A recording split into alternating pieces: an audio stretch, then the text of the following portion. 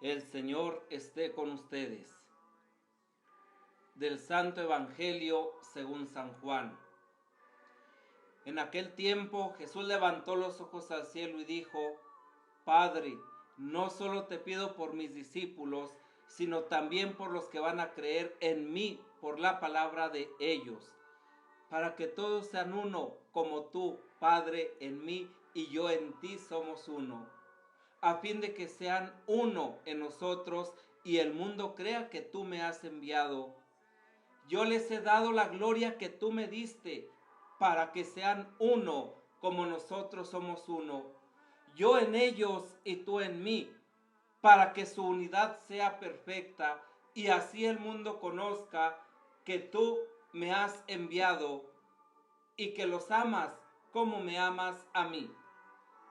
Padre, quiero que donde yo esté, estén también conmigo los que me has dado, para que contemplen mi gloria, la que me diste, porque me has amado desde antes de la creación del mundo. Padre justo, el mundo no te ha conocido, pero yo sí te conozco, y estos han conocido que tú me enviaste. Yo les he dado a conocer tu nombre, y se lo seguiré dando a conocer, para que el amor con que me amas esté en ellos y yo también esté en ellos.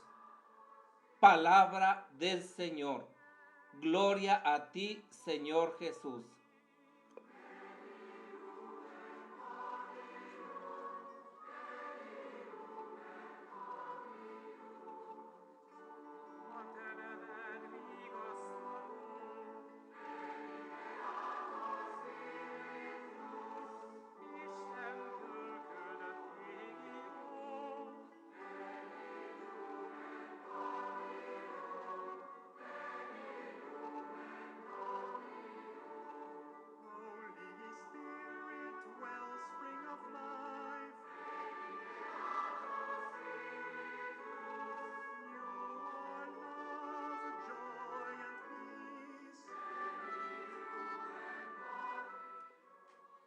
Homilía para el séptimo jueves de Pascua.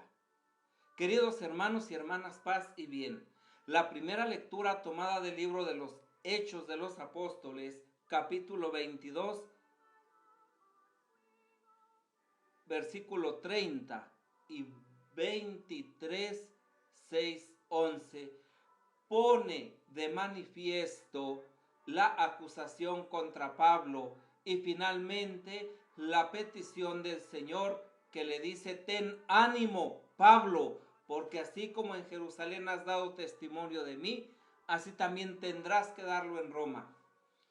Es el segundo discurso de Pablo en su nueva condición de prisionero. Había subido a Jerusalén para visitar a aquella comunidad y había seguido con incauta condescendencia el consejo de Santiago de subir al templo. Lo descubren en él, y si no hubiera sido salvado por el tribuno romano, que le permite hablar a la muchedumbre, casi le cuesta la vida.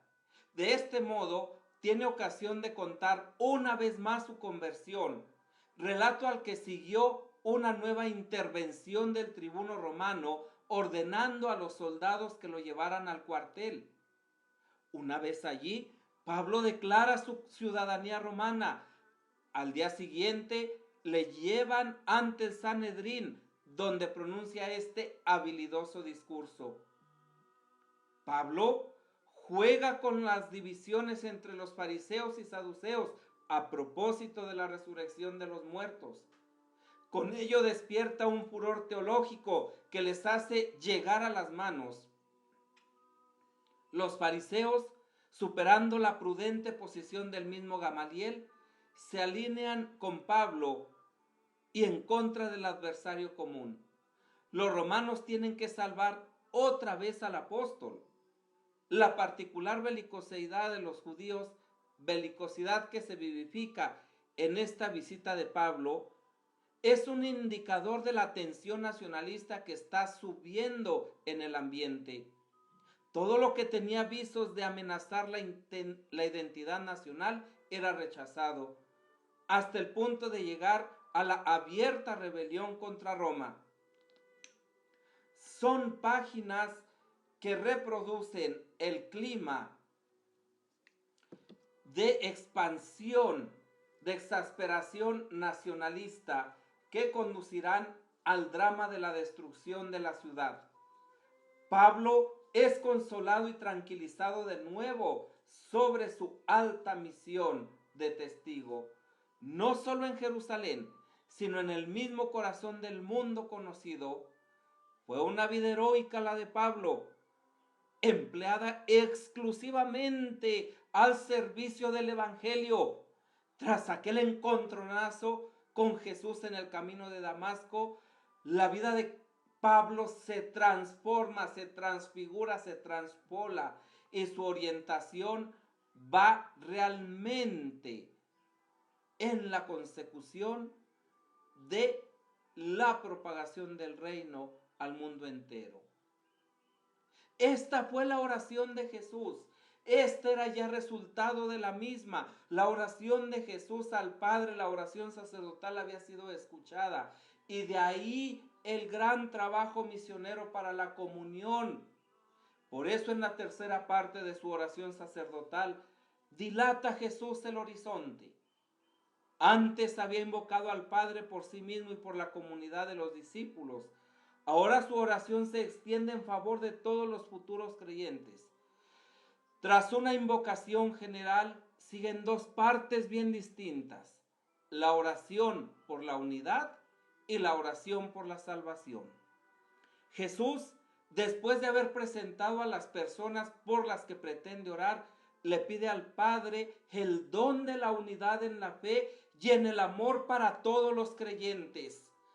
Esto es algo importante, darnos cuenta que es un don, es un regalo que viene de parte de Dios. ¿Por qué atentar contra la unidad de la fe? ¿Por qué ir en contra de lo que Jesús anheló en lo más profundo de su ser y de lo que vino a dar testimonio? Esta unidad tiene su origen y está calificada por lo mismo que, igual a kathos, es decir, por la copresencia del Padre y del Hijo, por la vida de unión profunda entre ellos, fundamento y modelo de la comunidad de los creyentes. Los creyentes no estamos en comunión, no nos unimos, no nos amamos, no nos respetamos unos con otros solamente porque sí, sino porque nos viene de parte de Dios.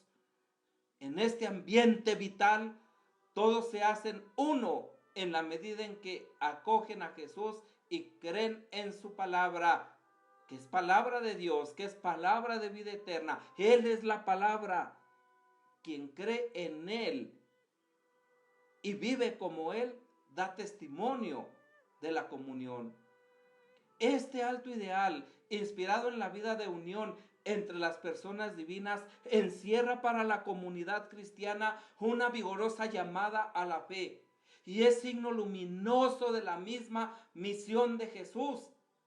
La unidad entre Jesús y la comunidad cristiana se representa así como una habitación, como una inhabitación. Yo en ellos y tú en mí.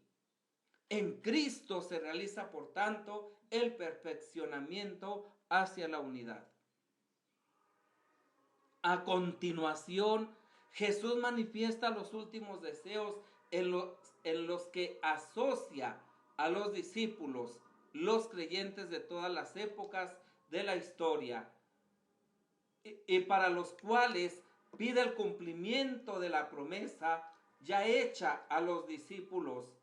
En la petición final, Jesús vuelve al tema de la gloria, recupera el de la misión, es decir, el tema de hacer conocer al Padre, y concluye pidiendo que todos sean admitidos en la intimidad del misterio, donde existe desde siempre la comunión de vida en el amor entre el Padre y el Hijo. La unidad con el Padre, fuente de amor, tiene lugar, no obstante, en el creyente por medio de la presencia del Espíritu de Jesús. Que también ellos estén unidos a nosotros. De este modo, el mundo podrá creer que tú me has enviado. La prueba de que Jesús no es un charlatán, ni uno de tantos profetas, sino el enviado de Dios, está confiada la fraternidad entre los discípulos. La fraternidad es el signo por excelencia del origen divino del cristianismo. Esto es lo que dicen las palabras del Señor. Construir fraternidad es la apologética más segura y autorizada. Las palabras del Señor son claras y vinculan la credibilidad del cristianismo a su capacidad de promover la fraternidad.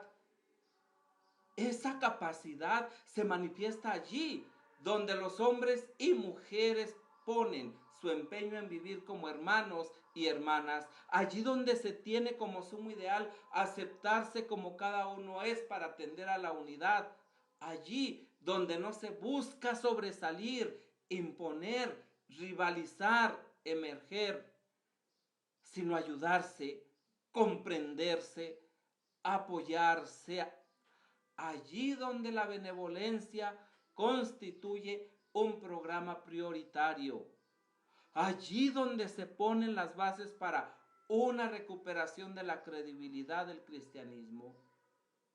Estas palabras han sido y son olvidadas con mucha frecuencia. Eso es tenido como consecuencia en la vida espiritual, en la misión, en la pastoral. Se han cultivado otros ideales.